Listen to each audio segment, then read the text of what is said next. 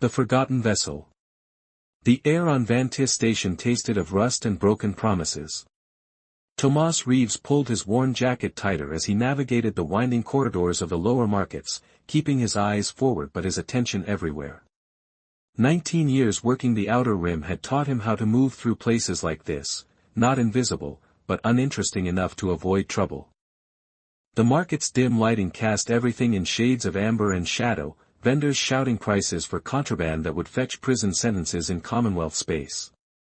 Tomas wasn't here for weapons or narcotics.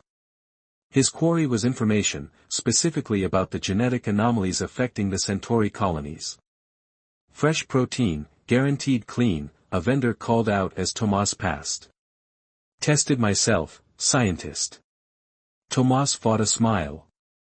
His profession wasn't advertised on his clothing, but those who trafficked in biological goods could spot a xenobiologist by their careful examination of wares. He'd built a reputation as someone who paid well for specimens but asked too many questions. He was about to turn toward the information broker's corridor when movement caught his eye, a flash of pale blue in the shadowed alcove between stalls. He paused, squinting through the haze of cooking smoke. Someone, huddled against the wall, half hidden behind discarded shipping crates. The figure was humanoid but clearly not human, with skin the color of a frozen mountain lake.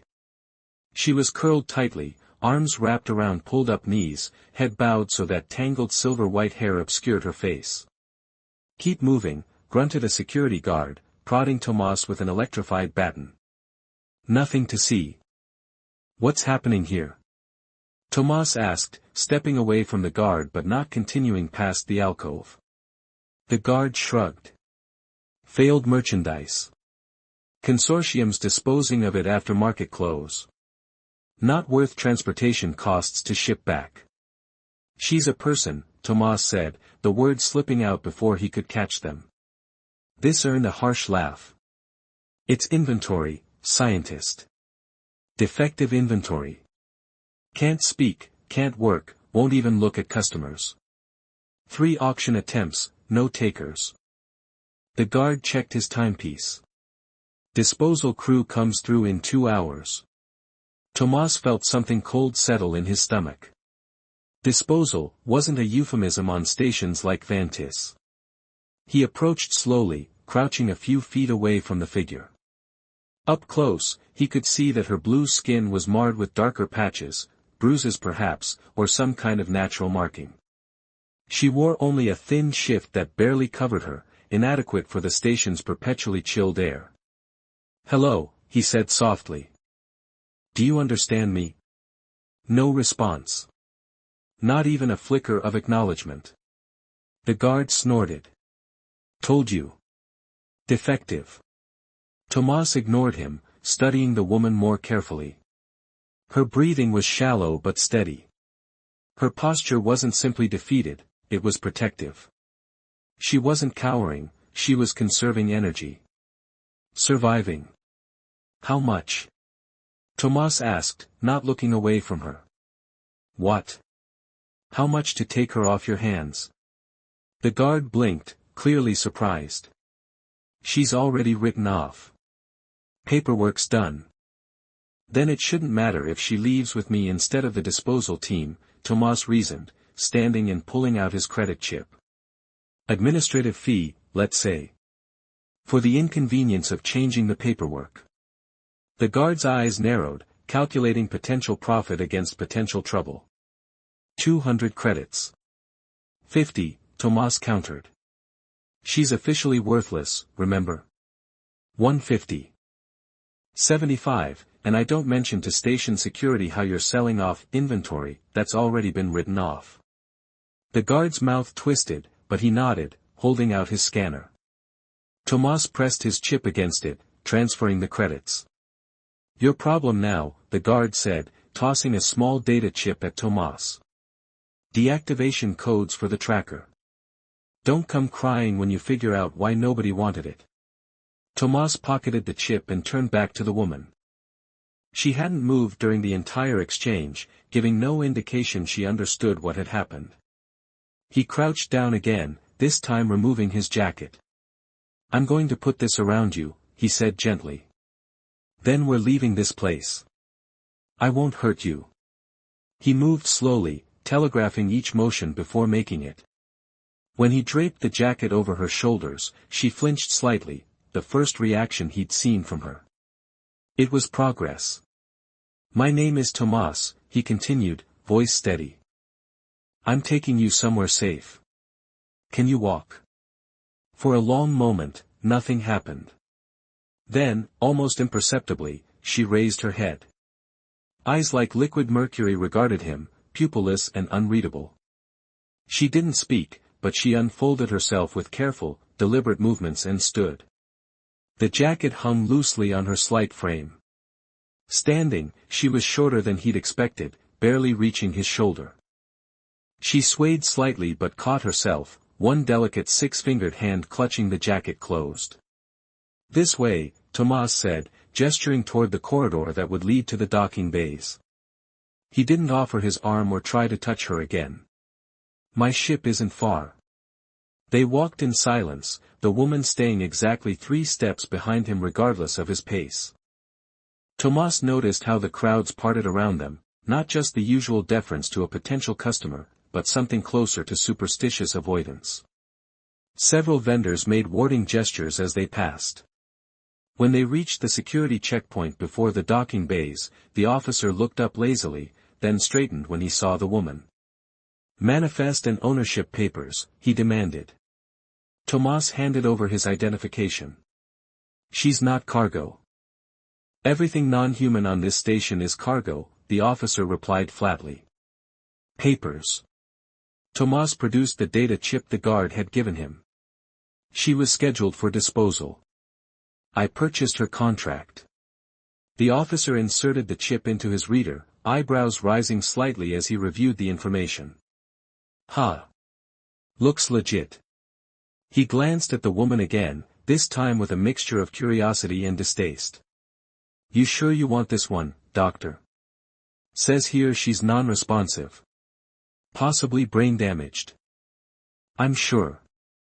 The officer shrugged and stamped Tomas's manifest. Your credits, your problem. She's tagged and tracked, standard procedure for all non-humans. Try to leave without proper extraction protocols, and the implant will trigger. Messy way to lose an investment. Tomas nodded tightly, accepting the stamped manifest. Understood. His ship, the Perseverance, waited in docking bay 17, a modest research vessel that had seen better decades but remained reliable where it counted. As the airlock cycled open, he wondered what he'd just gotten himself into. His quarters weren't designed for passengers, and his supplies were limited. But as the woman stepped cautiously into the ship's warm interior, her silver eyes widening almost imperceptibly at the change in temperature, he knew he couldn't have left her there. This is home, he said, sealing the airlock behind them. At least for now. She stood perfectly still in the center of the small common area, the jacket still clutched around her. Her eyes moved systematically around the space, cataloging details with clinical precision. You're safe here, Tomas said. No one will hurt you. He hesitated. Do you have a name? For the first time, she looked directly at him. Her lips parted slightly, and he leaned forward, expecting speech. Instead, she exhaled a soft, melodic pattern, not quite singing, not quite speaking, but structured like language. Tomas blinked in surprise. That's your name. She made the sound again, slightly different in cadence.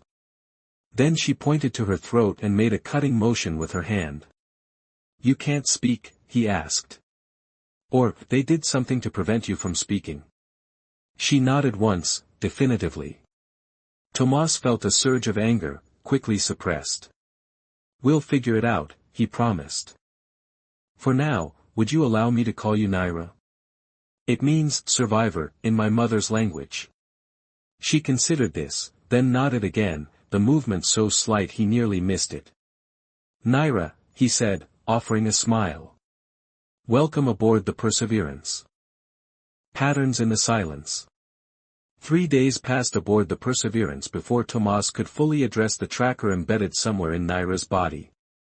The deactivation codes would disable the lethal response if she tried to leave Vantis Station's jurisdiction, but finding and removing the actual device required more finesse. "It's likely near your spine or brain stem," Tomas explained as he calibrated the medical scanner. "These trackers are designed to be difficult to remove without specialized equipment." Naira sat perfectly still on the edge of the examination table, watching his movements with those unnerving mercury eyes. She wore clean clothes now, simple garments Tomas had fabricated from the ship stores, but still carried herself with the cautious economy of someone accustomed to conserving energy. Over the past days, they'd established a rudimentary communication system. Naira understood spoken language perfectly but could only respond through gestures, expressions, and the occasional melodic pattern of sounds that didn't register as speech to the ship's universal translator.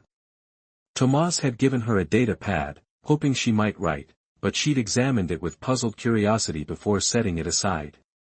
Either she couldn't read, or the written languages in the ship's database were unknown to her. The scanner beeped, displaying a three-dimensional image of Naira's internal physiology. Tomas frowned as he studied it. "Your biological structure is. I've never seen anything quite like it," he murmured. "You have similarities to known sentient species, but..." He paused, noticing her tension. "I'm sorry. Professional curiosity. Right now, we're just looking for the tracker." He adjusted the scanner's parameters, searching for the telltale energy signature of tracking devices. After several minutes, a small red dot appeared on the display, nestled against the base of her skull. "Found it," he said grimly. "Nasty placement. It's integrated with your neural tissue." He looked up at her. "Removing it will be delicate work. I have the surgical skills, but I want to be clear about the risks. There could be neurological damage." Naira pointed to the blinking dot, then made a decisive cutting motion with her hand. "You're certain? You understand the danger?" She nodded, then raised a hand to her throat, making the same cutting gesture. Her meaning was unmistakable. The tracker wasn't the only invasive technology she wanted removed. Tomas zoomed in on the scan, focusing on her vocal anatomy. What he saw made his stomach tighten with rage. A complex device encircled her larynx, filaments extending into the surrounding tissue. "Voice suppressor," he said quietly. "Military grade. These are illegal in most civilized systems." He met her gaze. "They did this deliberately, to silence you." Something flickered in her silver eyes, not fear, but a cold, patient fury. She inclined her head in a single nod. "I'll remove both," Tomas promised. "But I need to prepare. The surgeries will have to be separate procedures, and you'll need recovery time between them." He deactivated the scanner. "Let's start with the tracker. It's the more immediate threat." The surgery took nearly 6 hours, requiring a precision that left Tomas's hands cramping. The tracker had been designed with sabotage countermeasures, minute filaments that would sever surrounding neural tissue if handled incorrectly. By the time he extracted the device, his scrubs were soaked with sweat. Naira recovered with surprising speed. By the next morning, she was awake and alert, though Tomas insisted she remain in the medical bay for observation. He spent the time between checkups researching voice suppressors, learning their structures and weaknesses. "The good news," he told her on the second day, "is that your vocal anatomy appears undamaged. The suppressor is inhibiting function without destroying tissue." He hesitated. "The bad news is that removing it will be painful, and there's a recovery period where you still won't be able to speak." She made a dismissive gesture. Pain was clearly a secondary concern. "There's something else," Tomas continued, sitting on the edge of the bed. "I need to ask why they went to such lengths to silence you. What do you know that's so dangerous?" Naira studied him for a long moment. Then she reached for his hand, turning it palm up. With one delicate finger, she began tracing patterns, swirling, complex symbols that seemed to shift and flow. Is this writing? Tomas asked. Your language. She shook her head, then pointed to her ear, traced more symbols, and finally gestured to encompass the entire ship. Sound. Tomas guessed. Music. Frequencies. Her eyes brightened. She nodded vigorously at the last word, then mimed adjusting controls, like a communications officer at a console. You work with frequencies. Communications. Another head shake. She pointed to the ship's hull, then beyond, making an expansive gesture. Space. Tomas frowned. Space frequencies. Suddenly, understanding dawned. Navigation. You navigate using frequencies others can't detect.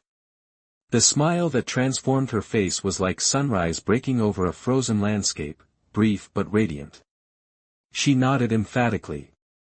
That's why they wanted you, Tomas said slowly. Your people can navigate paths others can't find. Naira's smile faded. She held up 5 fingers, then closed her hand into a fist. 5 of you. And now just you. Tomas's voice softened. I'm sorry. She turned away, silver eyes dimming. For several minutes, she remained still, lost in memory or grief. Tomas waited, giving her space. Finally, she faced him again and pointed to the medical scanner, then to her throat. You're right, he agreed. Let's focus on getting your voice back. Everything else can wait. The second surgery proved even more challenging than the first. The voice suppressor had been designed with cruel efficiency, its extraction triggering intense pain despite the strongest anesthetics Tomas dared use. Twice during the procedure, Naira's vital signs spiked dangerously, but each time Tomas prepared to stop, she stabilized, her determination visible even in unconsciousness. When it was over, Tomas placed the removed device in a sealed container. Someday, someone would answer for this barbarism. Naira slept for nearly 20 hours after the surgery. Tomas stayed close, monitoring her condition and contemplating their next move. Vantis station was far behind them now. He'd broken orbit as soon as she was stable after the first surgery, but they couldn't simply drift indefinitely. His research grant credits would stretch only so far, and eventually, someone would come looking for Naira. He was dozing in the chair beside her bed when a sound jolted him awake, a soft, raspy exhalation that might have been a word. Naira was watching him, one hand at her throat, her expression a mixture of pain and determination. Don't try to speak yet, Tomas warned, reaching for a scanner. Your vocal tissues need time to heal. She shook her head stubbornly and opened her mouth again. This time, the sound was clearer, still rough and barely above a whisper, but unmistakably a word. Lyrian. Tomas stared at her. Is that your name? She nodded, wincing slightly at the movement. Lyrian, he repeated, smiling. It's beautiful. My people, she whispered, each word costing visible effort, are called navigators. Save your strength, Tomas urged. We have time for explanations later. But Lyrian was determined now that she had regained her voice. They hunt us. For the paths. The paths? Between stars. Her silver eyes held his. Shortcuts. No. Standard drives needed. Tomas felt a chill of realization. The implications were staggering. If Lyrian's people could navigate space without conventional drives, they would be invaluable to any faction in the ongoing territorial disputes. The ability to move undetected through contested regions would change the balance of power throughout the known systems. That's why they silenced you, he said. So you couldn't call to others of your kind. Lyrian nodded, then whispered, or sing, the paths. You navigate through song. Tomas couldn't keep the wonder from his voice. Not song. She gestured at her throat in frustration. No word, in your language. We feel the currents. Between stars. She paused, gathering strength. We translate to sound. The ship's proximity alarm suddenly blared to life. Tomas rushed to the command console, Lyrian struggling to follow despite her weakness. The display showed a vessel approaching, military class, heavily armed, broadcasting no identification. They found us, Lyrian rasped, gripping the doorframe for support. How? Tomas demanded. The tracker is destroyed. The suppressor, she said, eyes widening. Secondary tracker. Tomas cursed himself for the oversight. Of course they would have redundant systems. Options, he asked tersely, calculating escape vectors. The Perseverance was a research vessel, not built for speed or combat. Lyrian straightened, a new determination in her posture. I can sing us away.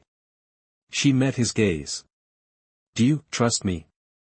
The pursuing ship was closing fast. They had perhaps minutes before it would be in weapons range. Yes, Tomas said without hesitation. What do you need? Access to navigation. She moved to the console, fingers already poised above the controls. And silence. Must hear the paths. Tomas transferred navigation control to her station and dimmed the alarms. Take us wherever you need to, he said. Lyrian closed her mercury eyes and placed her six-fingered hands flat on the console. For a moment, nothing happened. Then her throat began to glow with a soft, silvery light, the same color as her eyes, and from her lips came a sound unlike anything Tomas had ever heard. It wasn't music, though it had structure. It wasn't language, though it carried meaning. It resonated through the ship, through Tomas himself, like the universe breathing. The view screen showed the pursuing vessel gaining, weapon systems powering up. Tomas held his breath, watching as targeting systems locked onto the Perseverance. Lyrian's voice grew stronger, the patterns more complex. Her fingers danced across the controls, not entering coordinates but somehow, feeling them. The stars on the view screen began to blur. Not the familiar distortion of a jump drive or warp system, but something entirely different, as if reality itself were folding around them. Impossible, Tomas whispered, watching as space rippled like water. Lyrian opened her eyes, now luminous with that same silvery glow. Not impossible, she said, her voice suddenly clear and strong. Just forgotten. The universe outside the ship seemed to bend, to curve inward like a closing eye. The pursuing vessel fired, but the energy beam dissipated against the distortion. Then, between one breath and the next, the stars shifted. The enemy ship vanished. They were elsewhere. Lyrian's voice faded to silence. The glow receded from her eyes and throat. She swayed, exhausted but triumphant. Where are we? Tomas asked, steadying her with gentle hands. Safe, she whispered. For now. She looked up at him, a smile ghosting across her lips. Thank you, for making me human again. You were always a person, Tomas corrected softly. I just helped others see it. She shook her head. More than that. Her voice was fading again, but her eyes remained bright. You listened, when I had no voice. Saw me, when I was invisible. She gestured at the unfamiliar stars surrounding them. Now. I can show you the paths between worlds.